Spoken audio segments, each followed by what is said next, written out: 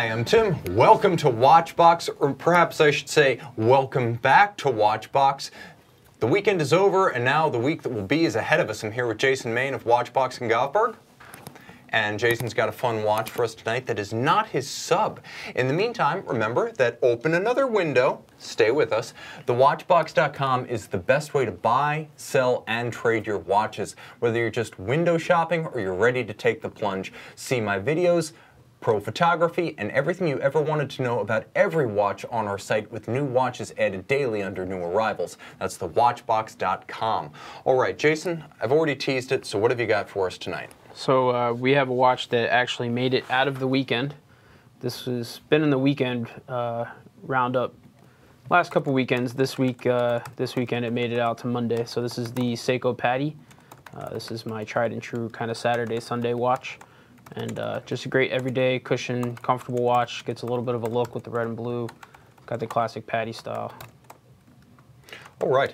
Now that watch right there, what's the retail on that approximately? $350, $400, depending on where you get it. So that's a lot of watch for your dive watch money. Manufacturer movement, date, automatic, pretty tough, versatile, and I guess that is a factory accessory strap, but you get out almost anything to that. Yeah, actually, this is actually a generic strap. I have a bracelet for it, and short of the sub, most of my watches end up on secondary straps. Bracelet on the sub, that's just a testament to the bracelet. It's just an amazing bracelet, but NATO on this watch, super comfortable. Red, white, and blue, that could be almost any country's national flag too. All right, so a versatile color scheme for a semi-famous subline within the Seiko range. You can see right now I'm wearing my Jaeger LeCoultre Master Moon. This is one of the watches I always recommend to folks when they ask, what should I buy for my first luxury watch? Well, consider a calendar watch with a handsome and versatile white metal black dial aesthetic, those gorgeous red on white day and month discs, the Moonphase anchoring the lunette-style radial date. This is a fun watch that you can buy for under $6,000. Manufacturer caliber, a great house, a wonderful history, 37 millimeters in steel, will never go out of style. I love this piece, and I actually had to go out of my way to find this one back when there were far fewer of them on the market. This one was repatriated from Japan. All right. Folks, tonight we are doing a this or that, and we want you to help us. As you know, this or that is where I give you two competing watches, and I usually ask my guest on the show to help us navigate the choice. But tonight, and you can find the link to our poll in the live chat box, we're giving you the ability to vote on your favorite watch of the two. We did this last week with the Omega Globemaster annual calendar and the Zenith Windsor El Primero annual calendar, and you guys actually wound up choosing the Zenith Windsor by about 8 to 1. Well, we're doing it again tonight, and this time we're talking land yachts, regatta timers for your wrist. All right, so tonight the link again is in the description, and it's also in the live chat box. So we're going to be taking the poll all the way through the episode, periodically updating.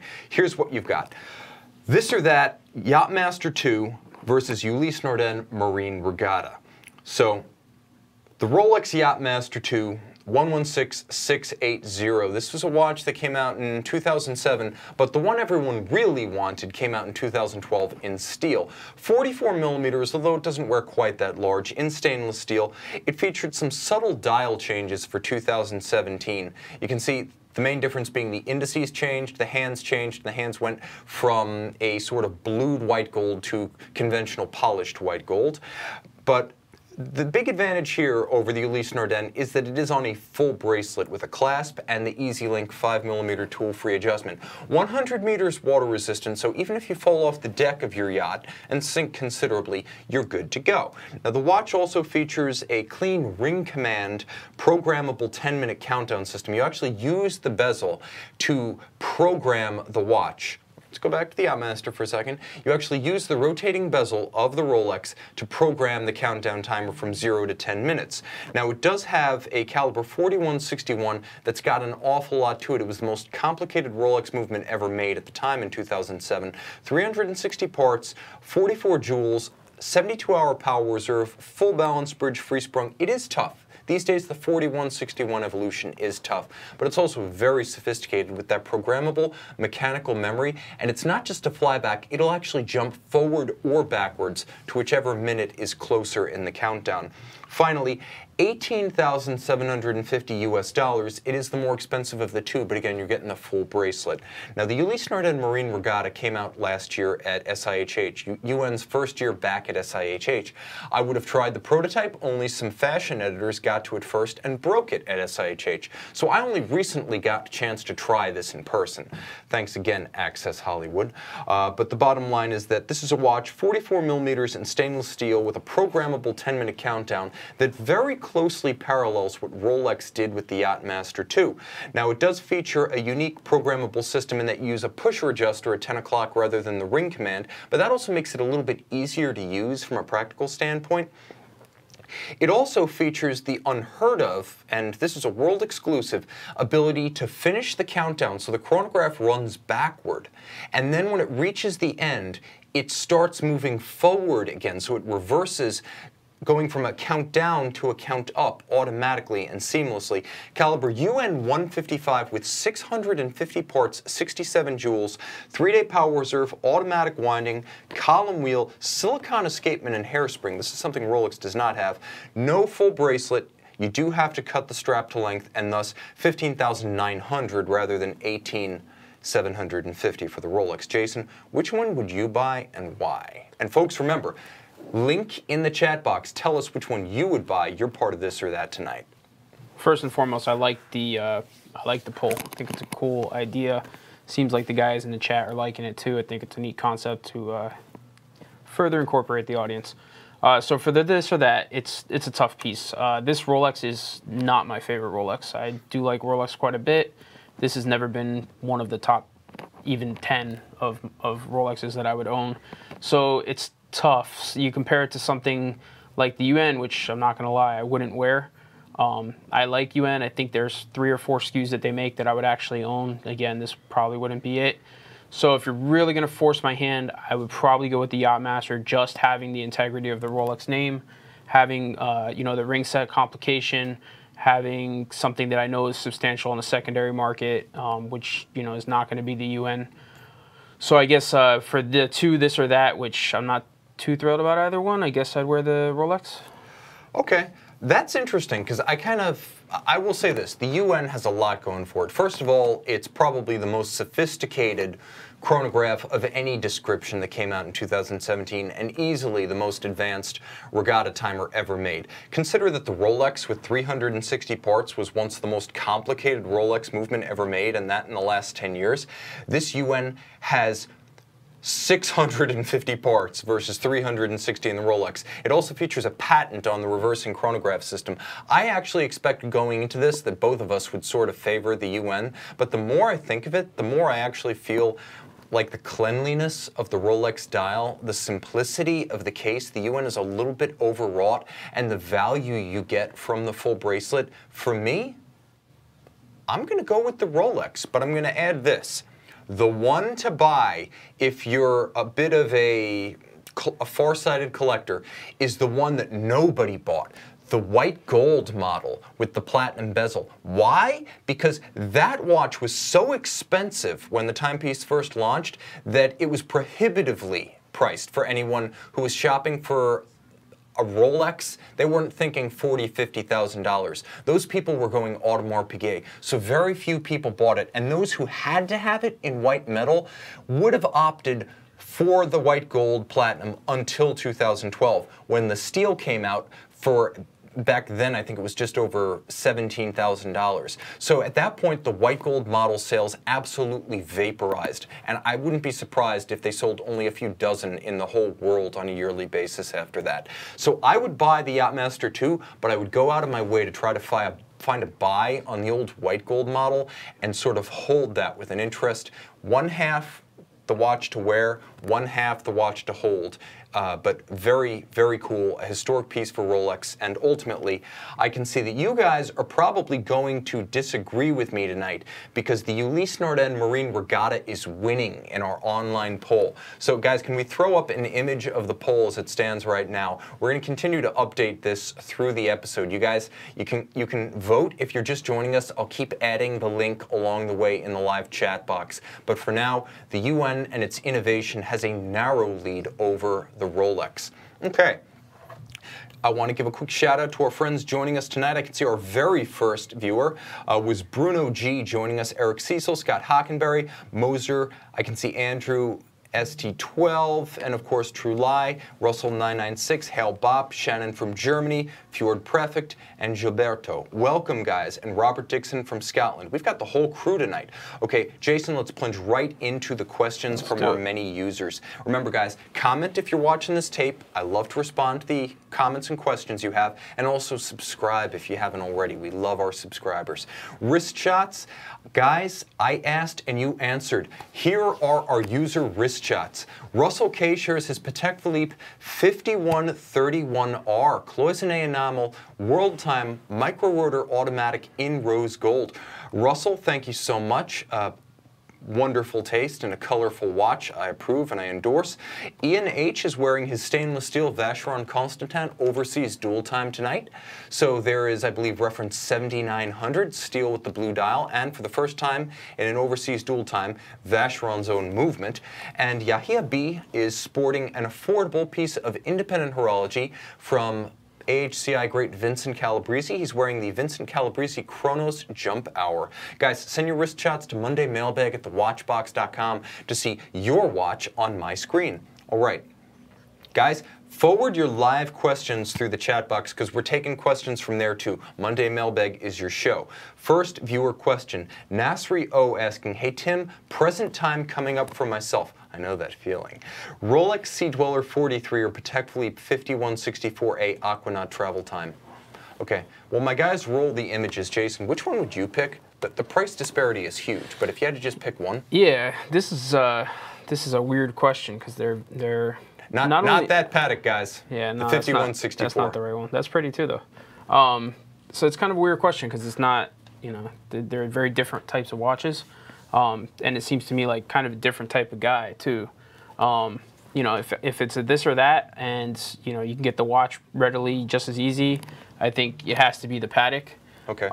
You know, retail for retail, not going to happen. So if it's present time for you and you're just starting to look at the Patek, I have a feeling that you're going to be greeted by a very harsh, dry secondary market on that watch. So if you're just starting to look now, I think the 43 might be easier to find. But, I mean, they're out there. You're just going to pay a little bit more money. I got to say this. There's a little bit of a wait for the 43 at some dealers, but it's not the huge pent-up demand I expected. They're available now, and that kind of surprises me. So, in other words, the watch that's still waitlisted, despite the fact that it came out in 2011, is the Patek Philippe Aquanaut 5164A travel time. That said, if you have the money to buy both without caring that one costs as much as 3 of the other, not that Patek either, guys. Nope, it's an Aquanaut. It's steel and it's got 2 time zones.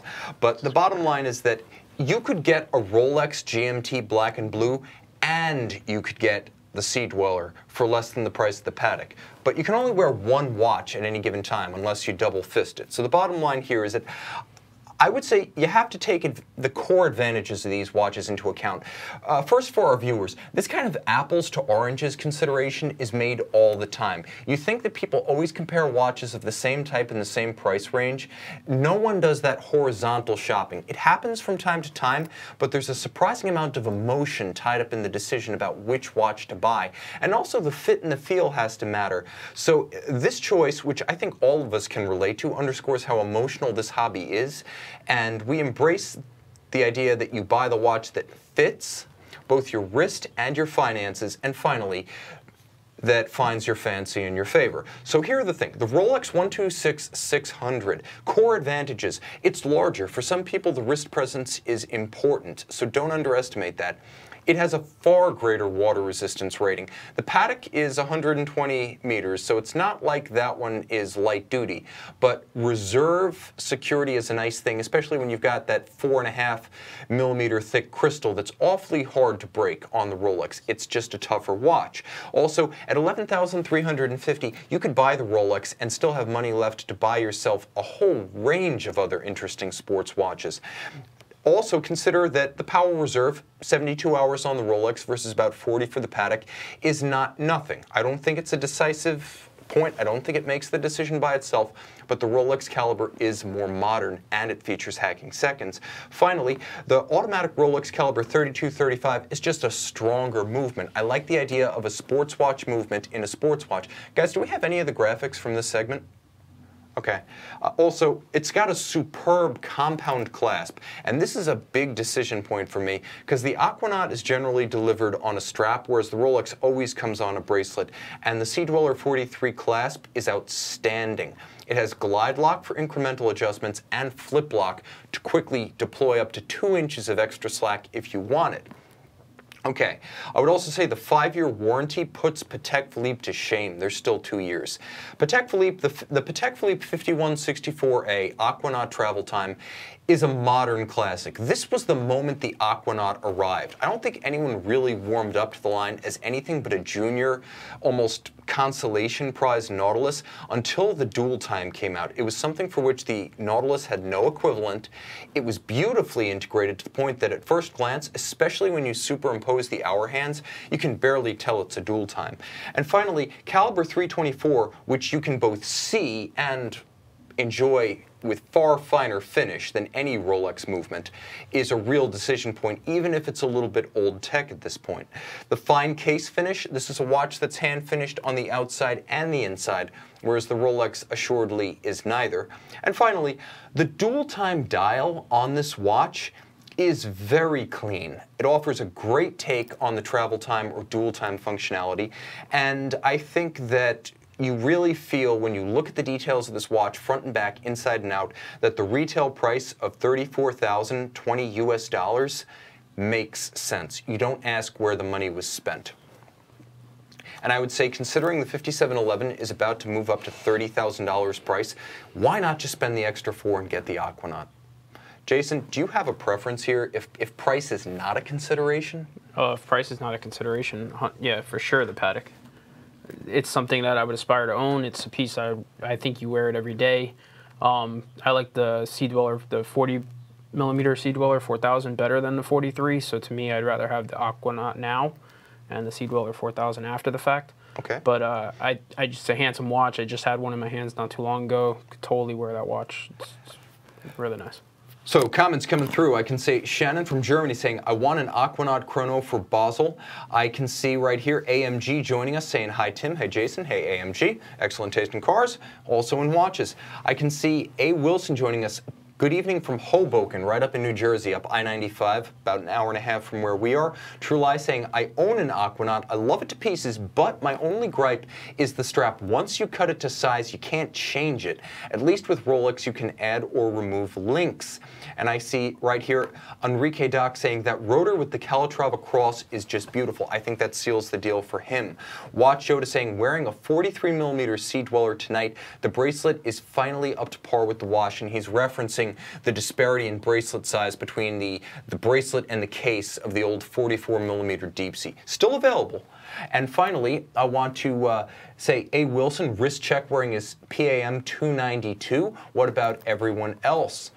Okay, guys, thank you so much. Francis King asking, which JLC for a first watch under 13,000? Jason, why don't you lead off with this one, because I want to hear your perspective. I know my answer. Yeah, I'm sure JLC, you got a couple lined up.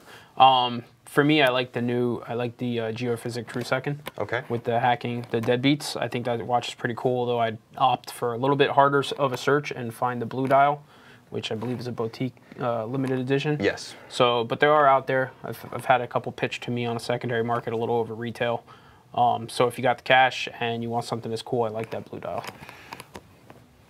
I would say for $13,000, you can get 2 JLCs that I love. You can get the watch on my wrist. We're going to do a real quick wrist shot of this watch on my wrist.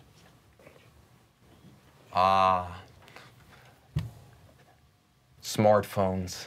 Attack again. All right, so there you can see that watch right there you can get for $6,000. For another $7,000, you can get an Amvox 2 articulated case pusherless chronograph. But if you're going to spend $13,000 on just one, I would say you look for the Grand Reverso Ultra Thin Tribute to 1931 Rouge, which trades just under $13,000 pre-owned. beautiful watch. They made maybe 300 to 500 of them, and it was a boutique exclusive. Or you look for the boutique Memovox that came out about 18 months ago with the beautiful blue vintage-inspired dial, and you pick that up for under $13,000. You get yourself a Memovox or you get yourself a Reverso. You can't go wrong. Okay, so a comment coming through that I found really interesting about the Japanese market. I want to say it was the Japanese market Rolex Chronograph. Yeah, here it is. Ricky Chan saying the Rolex Chronograph Japanese market will eventually become, will it become an unwanted case size for Rolex watches? And is the two-tone look a turn-off to you? No, this is a watch to buy to keep. They made, this was about 2010, 2011. It was the 116263. That was the reference, but there were two versions. Yellow, gold, and steel with green accents on the dial. You either had the black dial or the silver dial. They made 100 pieces of both. There are some authorized Rolex dealers globally that don't even know this watch exists. So, super collectible. No, 36 Rolex will never be eclipsed. There may be other sizes, but that will never go away. And the Japanese market Chronograph is an all-timer. Buy it to keep it. In fact, buy two. I would get one of each. All right. Guys, joining us in the chat. Keep asking your questions. Jason, if you see anything cool in there, please give him a shout out. Feel free to preempt me right here. Okay, live questions. We have, by the way, subscribe. We love our subscribers. Clive W. asks, I have a thing about Moonphase complications, although I don't have one in the collection at the moment. I'm also looking towards something in precious metal and a bit special. Something to hold on to for a long time, but hopefully something that appreciates. On appreciation, caveat emptor, almost no new watch will appreciate. The best way, if you want to aim for appreciation, is to buy something that's steel and sports and pre-owned. Get it at the bottom of its depreciation curve, typically 6 to 12 years after it's made. Worst case scenario is you private sell it for what you paid minus service costs. Best case scenario is you gain a little bit. I would not buy any new watch expecting to gain. That said, the 5711 is about to go up to $30,000. If you're about to take delivery, that's the exception to the rule. Okay, so he's asking about the Cellini Moonphase that came out last year at Baselworld. This was Rolex's first Moonphase watch since the 1950s. He's saying there was a stir about it at Basel, but I've seen little else since. That's because a lot of the stir was churned up by blogs and watch nerds, and yes, people who are watch nerds who write blogs and may have also received some coin from Rolex. There's nothing wrong with that. Pay to play and advertising, as well as access in return for material and exclusives, as well as positive coverage, is a fact in our industry. We're an enthusiast press. This is not the Washington Post. Daniel Pearl was a journalist. None of us in the watch industry are. So yeah, there was buzz at the time, and it's died down because very little of it was organic. That said, he's asking, how does it stack up against offerings from the big three, so Patek, Vacheron, and Audemars Piguet? And what else is there for that price range, new or pre-owned? Well, the dial and the Moonphase are nicely made. The dial and the Moonphase here, you've got an enamel Moonphase, and you've actually got a moon in there that's made of meteorite. So cool on both counts. And of course, the first Rolex Moonphase since the 50s, so it was worthy of at least some coverage. The problem is, there's no basic moon-only Patek Philippe, and you did specifically say that you don't like having a calendar or a chronograph with your Moonphase, so that limits your options. The 5146 annual calendar in rose gold from Patek Philippe starts at about $41,390 US, so we're not talking a price equivalent. Pre-owned, you could probably find something like a 5035, the first generation annual calendar without a Moonphase. So that would be an option for about $26,000, $27,000. And remember, this Rolex costs $26,750. So here's the other thing to consider. The Vacheron Constantin Moonphase retrograde date in rose gold is a $42,000 watch. It's also fairly large. So again, not really what you're looking for, although I think this is closer to what you have in mind. It is special, it is Geneva hallmark, and it does have a minimal calendar along with the Moonphase. Finally, I think it's important to note that you're mentioning that you're not a big fan of the calendars and chronographs.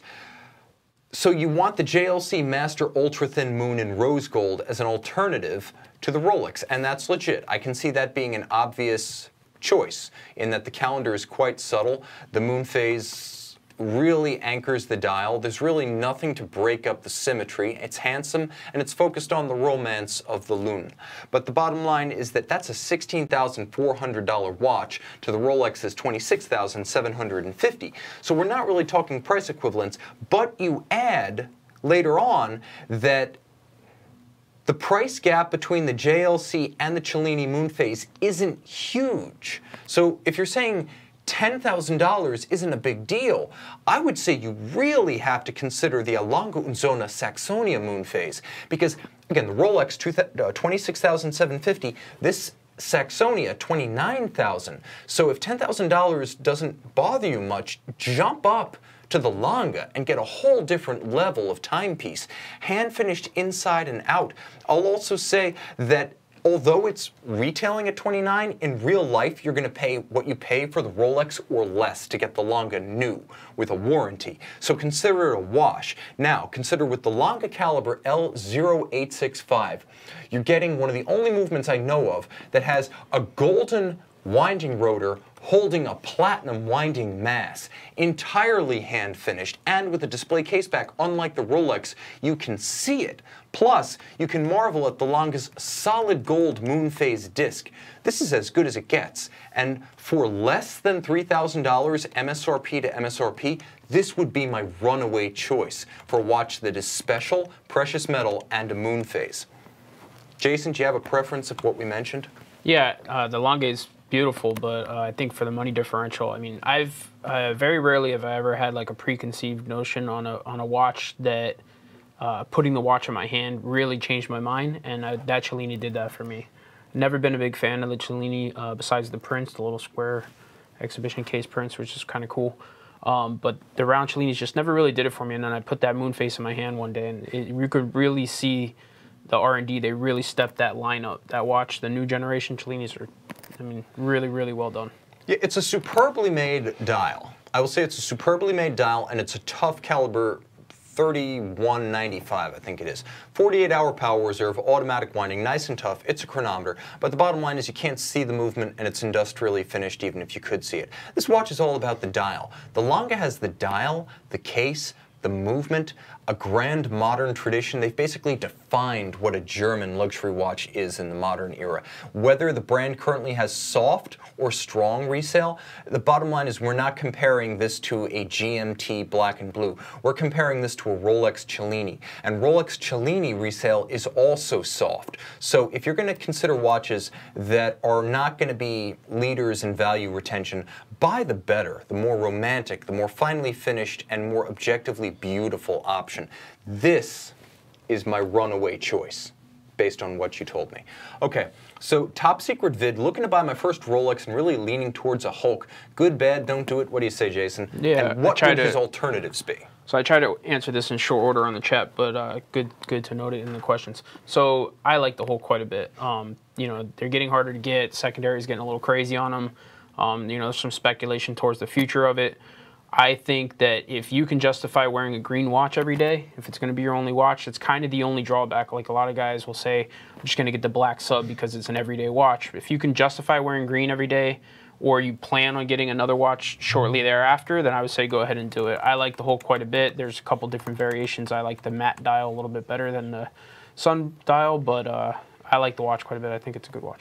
Yeah. I would say if you're considering the green Hulk, you like the idea of color in your watch, you've got some options. I would say, and let's tie together two of the questions we had tonight, see if you can find the Kuwait Independence Edition of the Grand Reverso 976. It's got a spectacular metallic green dial. For 55 years of an independent Kuwait. It was a Middle Eastern exclusive, obviously, so you're going to have to do some searching. That would be a watch I'd consider an alternative as long as we're talking about style and wrist presence rather than the actual need to soak the watch in water. So if you're looking for the capability of that watch. The reverse, so not an exact comparison. That said, a beautiful alternative from a stylistic standpoint. I would also strongly consider some of the Omega Seamaster 300s that have been made over the years. There is a mid-size Seamaster 300 that I want to say was a Jacques Mayol limited edition from about 1996 that you have to consider. It wears like a 38, 39, so don't let the mid-size part put you off. If you like the green look in a dive watch and you don't want to go oversized, that's a strong play for your money. I would also say look at the IWC 3714 Boris Becker Portuguese chronograph automatic. Again, you're going to have to find it. It's not the easiest thing to track down, but you'll pay less than the Rolex. Buy it pre-owned, you won't lose any money. You get the complication of the chronograph, and it's about the same size. It's 40.8 millimeters in stainless steel with a sunburst green dial. That would be my preference, and it's also a lot less common than the Hulk. As dear as the Hulk is pre-owned and new, it's still more common than those other watches I mentioned. All right, so guys, we have another question, but first, wrist shots. Remember, I'm posting the link to our live poll. We're going to do an update of our poll, Rolex Yacht Master versus Ulysse Nardin Marine Regatta. We're going to do an update at the end of the episode, so keep voting if you haven't already. Wrist shots from our users. I asked, you answered, your watch is on my screen. Aaron M. offers a 2-for-1 with a his and hers with a Tag Heuer theme. You can see his Carrera and her Tag Heuer Formula 1. Interesting story. She encouraged him to buy the watch on vacation when they were dating. After they were married, she had her heart set on the Formula 1, and so they made it a his and hers combo. And he admits that these are not high horology, but they have unrivaled sentimental value. And for me, this is everything that is good and right about watch collecting. Get a watch and build wonderful memories of people and places around them. Christopher H. shares my enthusiasm for the Audemars Piguet Royal Oak 25920. What is it? The short-lived late 1990s 37mm steel Royal Oak annual calendar. Yes, this is a thing, and if you've read the Goffberg blog that no one reads, you would have seen what I wrote about this in the fall. This is a great watch and a stealth collector piece. I predict it as a big future, even though it's more of a mid-size case, wears like a 39, technically a 37. Congrats, Christopher H. You have wonderful taste and foresight. Adam O's Rolex Submariner LB, the white gold Submariner, a watch that I keep hearing people say is due to be discontinued. I'm not sure if that has any substance to it, but it's one of those things that's become chatter. Like when you hear terrorist chatter in the last couple of weeks has indicated, I don't know what chatter is or where they hear it, but at least I know that the watch enthusiast sector has its version of chatter. Word of mouth and forum hearsay. Even if it's not discontinued, this was the first ever production white gold Submariner, and I believe that someday this too will be a collectible. Also, I love the stealth wealth factor with the white metal and the beautiful gloss blue of the Serichrome bezel and that beautiful lacquered blue dial. Jason, which one of these watches would you pick for yourself? That's tough. First, I'd pick the wife that encourages my watch collection, but I like the Sub quite a bit. The Smurf's just, it's always had my attention. There's something about that watch when you put it on your wrist, the luster of that white gold. You know, it's stealthy to the fact that it kind of looks like steel, but it really doesn't when you see it in person. It's really, really, it grabs your attention for sure. And that blue is so romantic. And here's the thing, since 2013, the two-tone Submariner no longer has the gloss blue dial. The only way to get it, and I have to say, because of Rolex solid center links, solid end links, and milled clasp, this is a white gold watch that winds up feeling like platinum on the wrist. It's so hefty. A very special piece. Okay, Philip Hayden saying, Tag Heuer is boss for ladies and gents, lifetime watch you can hand down with no shame. That is a fact. It is an undervalued and, in my opinion, unsung high value, high content watch for the money, and I think 2000's Tag Heuer is eventually going to have its day, especially the Monaco re-editions, some of the Grand Carrera iterations from the earliest days, like 2007, 2008, 2009, and the Caliber 36 El Primero powered tags from back then. Again, this is a watch this space long-term collector prospects, but like he says, they're real luxury watches that can be serviced and handed down forever. Okay, live viewer questions coming through, guys. Do you see any questions coming through that really caught your interest? What do you think right now? I see Matic is saying, believe it or not, if you look hard at small dealers, a pre-ceramic Daytona can be had, if you look, right around 10,000.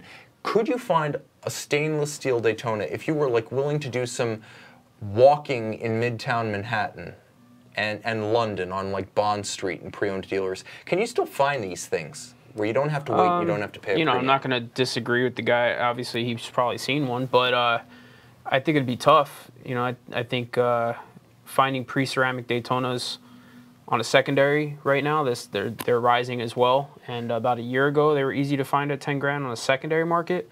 Now they're starting to come up a little bit as well with the ceramics, but I'm sure, you try hard enough at anything, you can succeed. But yeah, I also see Tom Locke is saying, right, and in my opinion, you've got to find a place that's almost like pre-internet to make that happen. You need an owner who's never seen Chrono 24 and has no idea what the watch is worth. You need to have some dusty shop, like run by some 90-year-old guy's nephew, where there are 20,000 watches hanging out and they have no idea what their inventory is. Like something has to go wrong on the seller side to pick up a pre-ceramic steel Daytona for less than the current steel ceramic Daytona is selling for. That's just my opinion. But interesting comment from Tom Locke asking, JLC Master Control Sector Dial, go for it or alternatives, thanks. I think you buy the black dial pre-owned. That watch is like $6,350 and the sector dial is $5,700. But the $6,350 black dial looks and feels like a much more expensive watch. The dial features appliques, it's not printed. The clasp is a full deployant. It features lume, whereas the sector dial features no lume. Pre-owned, I would buy that. Or, to be perfectly honest, you've got a lot of great options for around $6,000 pre-owned, time-only watches. You've got many choices. I would say something like an Omega DeVille Hour Vision from the last decade is technologically advanced, visually distinctive, historically important as a milestone. It was the introduction of the Omega 8500 series. And again, 60-hour power reserve, dual mainspring barrel, chronometer, coaxial escapement, visible ports in the side of the watch that let you see the movement from every angle. That is a hugely underrated watch. I would also say you could probably pick up something like a Cartier Roadster automatic for about 6,000 bucks. Yeah. I mean, we could sit here all day and go on sub 10 grand watches. That's a market right there. I think it would be, like we were going back to the Daytona, it's possible, it'd be pretty rare. And if you find one, you should definitely buy it. It's kind of the barn find, as I saw someone making in the comments of the watch world.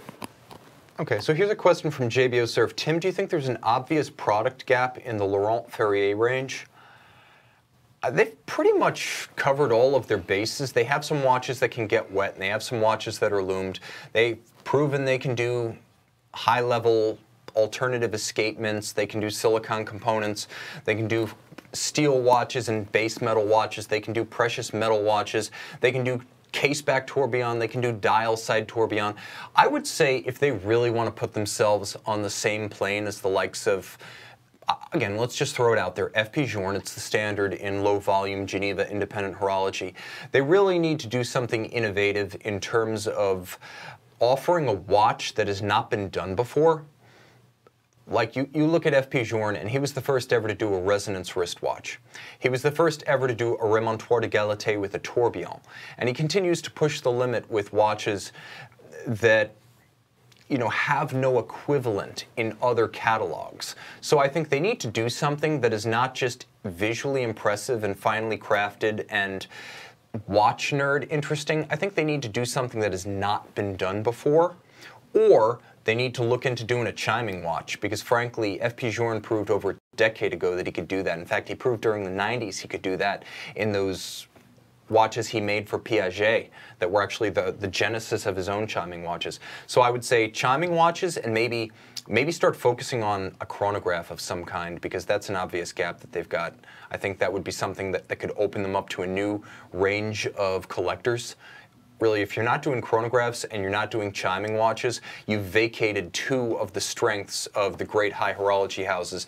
Lange has set the pace in chronographs. Patek is all about chiming. FP Journe is all about doing things that have never been done before. So Laurent Ferrier, you have to pick one, in my opinion, to close the gap in your range. Okay, Jason, let me ask you a quick question. Longines Legend Diver Oris Aquis, Oris Divers 65, Tudor Heritage Black Bay. You've got 3 vintage style watches that you can buy for under $4,000 and 1 modern watch. Which one do you buy? Let's say we're buying new because we want a warranty and the security that comes with buying from an AD. Which one do you buy and why? So before I owned the sub, I would have told you the Tudor Black Bay. After owning the sub and trying to think about buying a Black Bay after that, it's proportionally just, it's way too thick of a watch.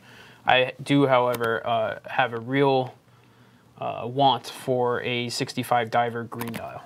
Okay. So, you know, not a terribly expensive watch. As you can see, not always about the price. You know, it's what does it for you.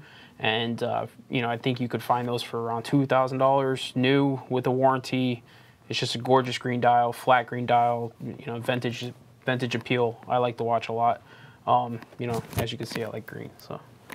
Yeah, I got to admit, I'm not a fan of the vintage inspiration or retro style watch, but I will say that I do love the Longines Legend Diver, partly because they were on to that trend before it was even a trend. This watch originally came out in 2007. If I could find the version without the date, which is now it is already a collectible. It is a recognized rarity and highly sought after, selling for more than its original retail. If I could find that one without the date, that would be my pick of that group. Good question, guys. Okay, I'm going to post the poll link again in our chat description box. So if you're looking at the chat, vote. Do you want the Rolex Yacht-Master II or do you want the Ulysse Nardin Marine Regatta? Okay. Moving back to our questions from our friends far-flung, Kent T asks, what defines a driver's watch? I cannot seem to find any constant that unifies the nebulous group of products sold under this banner. Whoa, okay. In response, I would have to say that the only unifying fact, by the way, remember the Orica Dodge Vipers that won Le Mans 3 years in a row? That thing's awesome. Heroes of my childhood. Okay, so there's very little that unites the so-called driver's watch genre other than the term driver's watch. I think that those terms tend to be used interchangeably. Sports watch and professional watch. Driver's watch, I'm not sure it has a natural home in that category. So let's ask, okay, diving watches. They're defined by the ISO 6425. The ISO 6425 lives online, and you can actually go visit it. And I think we even got a picture of a screenshot of the ISO 6425. Isn't it great when we all agree on something?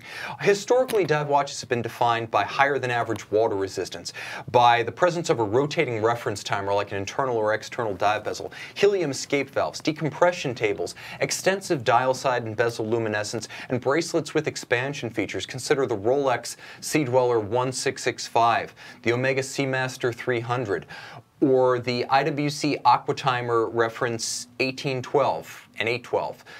Just consider these historic timepieces that were all very distinctly dive watches, even before the ISO existed.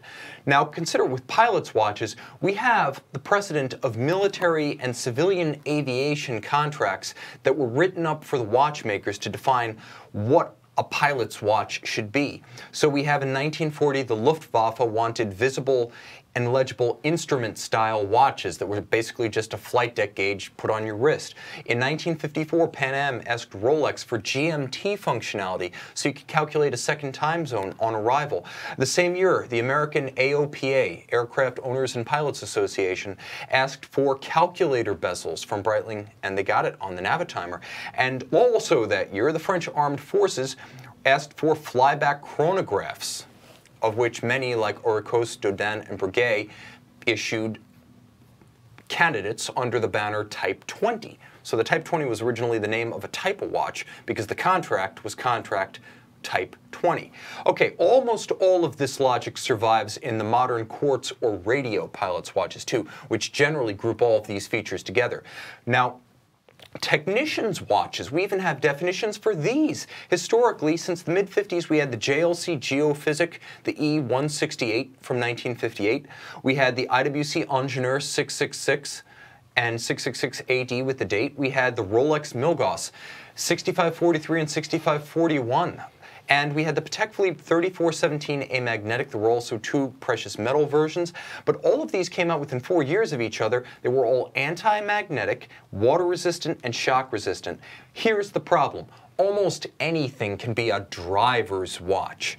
So some efforts, like the JLC Amvox 2 pusherless chronograph, which is designed to be used with gloved hands, or the Audemars Piguet Royal Oak Schumacher lap timer, do feature very specific automotive-oriented complications. That said, I would also say the MB&F HMX, or HM10 as it's properly called, which features a side-scroll display, is nicely designed for driver's applications.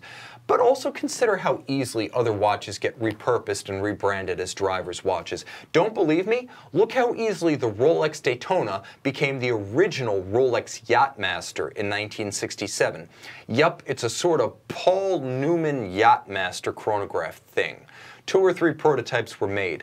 It was a thing, but it also shows you how quickly the quintessential driver's watch became a yachting complication. So it's not really a driver's watch. There's nothing intrinsic about it. I would also say, too often you see brands simply slap a race car driver's name on an existing chronograph or product and transform it into a driver's watch. Consider the Richard Mille RM11 Felipe Massa. Okay.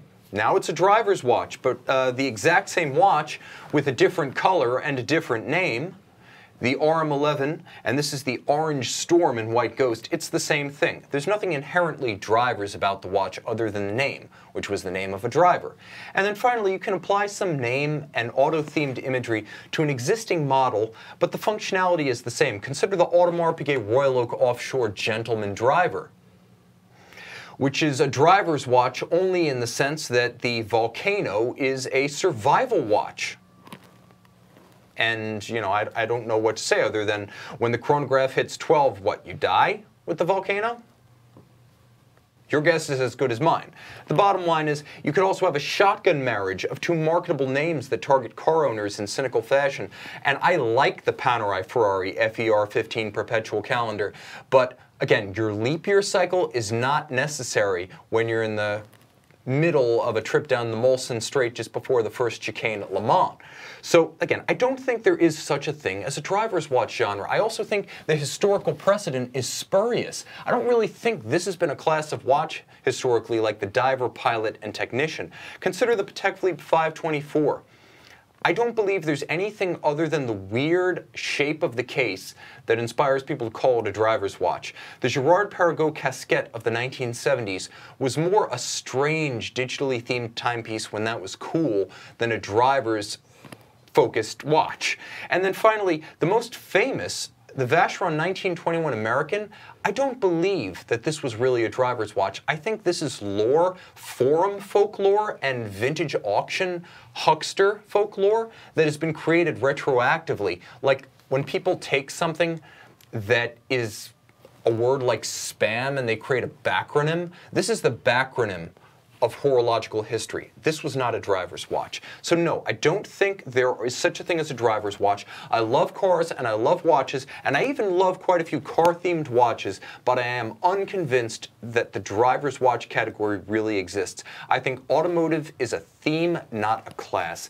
Jason, agree, disagree? Yeah, no, I agree wholly. I mean, besides maybe throwing a strap that has some perforated leather on it to resemble some driving gloves, I mean, you really, when you think about the, you know, aspiration to a complication, to a feature, so a dive watch, not a lot of people dive. Not a lot of people are pilots. Not everybody drives to work, right? So every watch becomes a driving watch.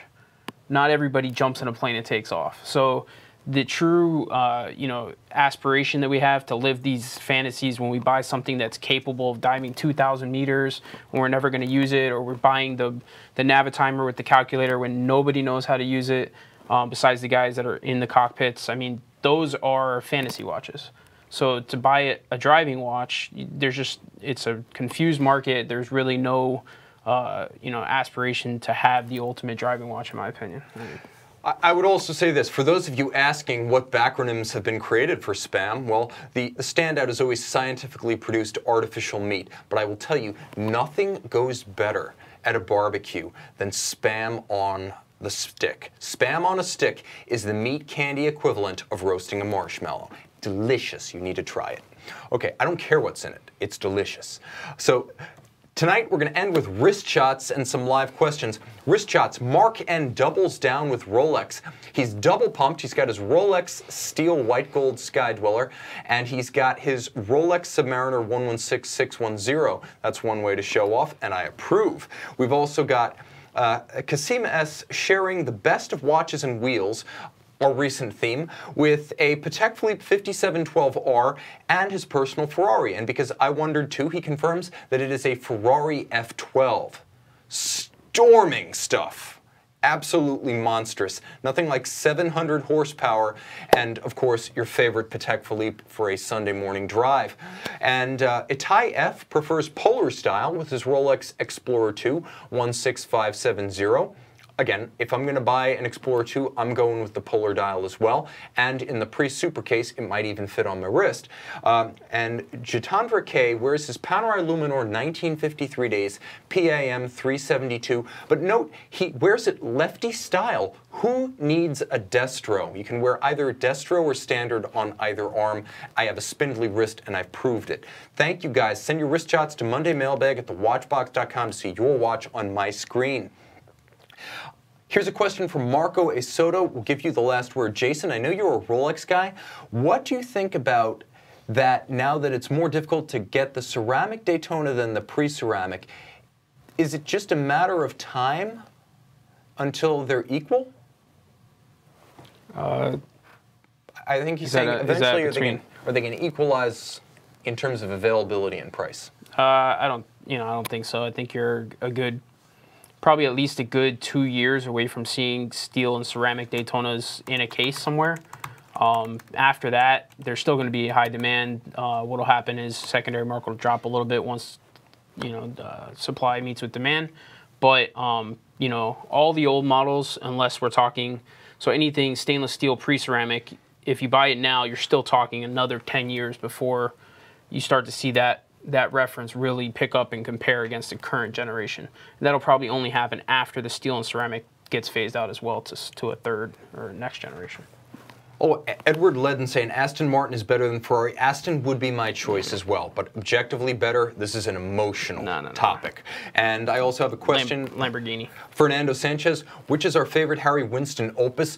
Easily the Harry Winston 8. Don't even hesitate. Don't have to think twice. Frederic Garino, Harry Winston 8. Crazy digital watch. Powered by traditional mechanical watchmaking. All right, this or that, the narrow winner of our poll. In the end, you guys voted for the Ulysse Nardin Marine Regatta, and therefore, Ulysse Nardin takes the cake in our second ever user poll, this or that. UN, congratulations. Well earned against a tough opponent. Guys, thank you. You got something? 52% of people are wrong. Whoa, them's fighting words. All right, let's not let this topic get too emotional tonight. Thank you everyone who participated. I appreciate all our live viewers, especially those who got up early or stayed up late. I'm Tim, he's Jason, they're the crew. This is Watchbox, and thanks for logging on.